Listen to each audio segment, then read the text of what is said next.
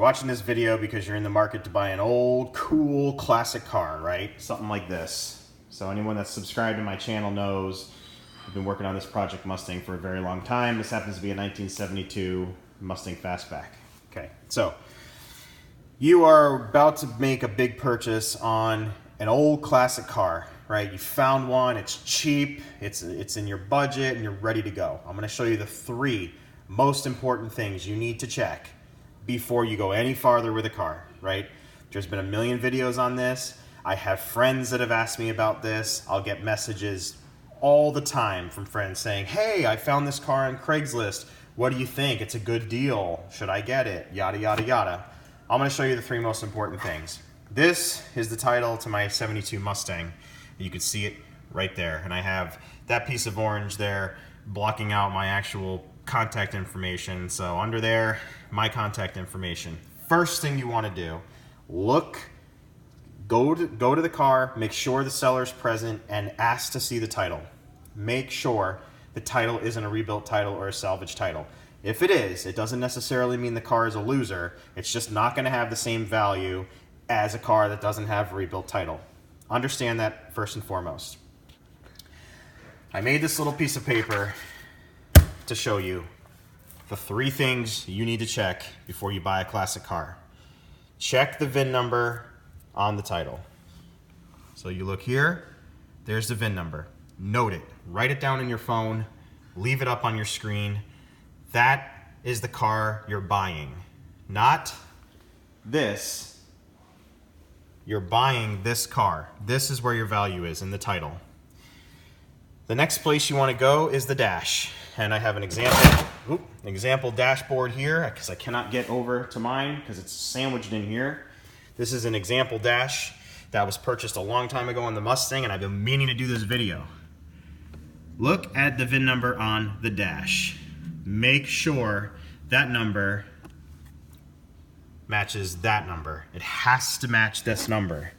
The second thing I want you to look at when you're looking at one of these is look at the rivets. Ford used a special kind of star or flower petal rivet. Make sure those look original. Do not buy a car if the font looks weird. See how old school that font looks? That's how you know it's original. Also look at the rivets and make sure that the rivets aren't round-headed. Walk away. That's the next thing you're gonna look at. The final thing you wanna look at, and this matter nothing unless you match the last thing. Check the VIN on the frame. So, before you go and look at a classic car, hit Google, look up where the hidden VINs are for that vehicle. That's what you're looking for. You're looking for the hidden VINs. Now, I have the 72 Mustang here, and I was in the process of getting all the Marty Auto paperwork for this car, like the original build sheet and the spec sheets and all the stuff that's lost, that was lost over time. They have the copies of that. To get those copies, they require you to show them actual engraving, which looks like this, where you take an actual piece of paper and a pencil and you scratch that serial number on the vehicle. They will not give you paperwork, original paperwork, if you do not pass a pedigree check. So this is first and foremost before you can get anything. On the 72 Mustang, it's right there. So what you're gonna look for on your particular car that you're about to buy, if you're going to look at a Bronco, it's down, you can see it underneath the vehicle or down out to here on the chassis. Look for that VIN number. Note that VIN number and make sure that that serial number matches what you have in your frame. Some of the older cars only have the actual serial number, so 2F, which would be sports roof, then 198355. Take that back over to here. 2F, it's missing 02L. They didn't stamp those on the 72. 198355. Matching. Now you know that the dash, the title, the fender, they match. You got a good car. From there, and only from there, do you start your negotiation. If you walk up on a car and it's got some VIN number here, it's got some other VIN number on the dash, and it's got some other VIN number on here, you're not buying that car, because the actual car that you're buying has a title in someone else's file cabinet somewhere in the world. So when you go to register that car and it gets checked, you never know. You may have an inspector that only wants to look at the dash, which is fine. Or you may have someone that wants to dig a little deeper and look at your engravings. If your engravings don't match, guess what happens to the car? Repoed, gone, stolen car.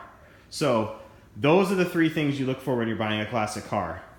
I don't care if a car is rusted out. I don't care if you walk up on a car and the damn thing has the most expensive paint job in the world. I don't care if it has the most beautiful interior. There's no rust. If those three things don't check out, leave.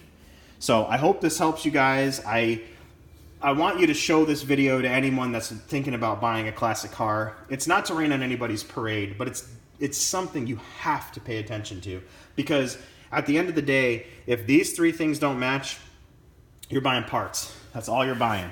If you look at all of the paperwork that you are able to get, like the original build sheet for your particular car, you're never going to obtain any of this stuff without proper documentation on the vehicle. And proper documentation on the vehicle starts right here with these three things.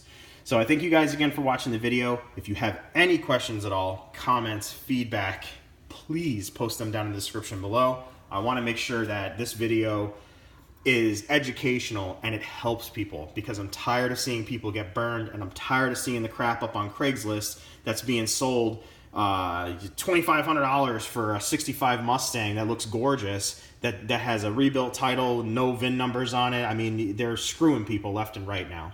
So share this video, like, subscribe, and I'll get you on the next one. Later.